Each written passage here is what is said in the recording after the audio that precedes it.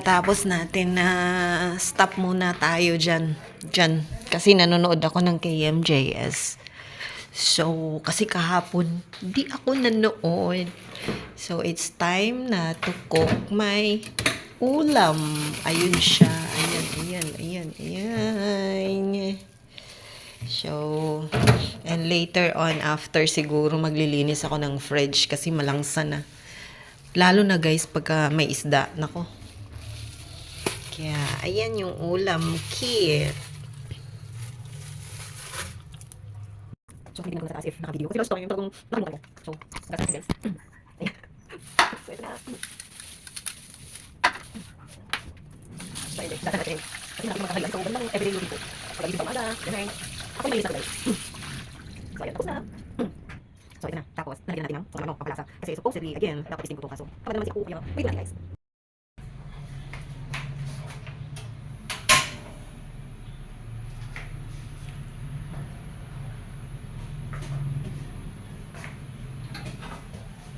Ito.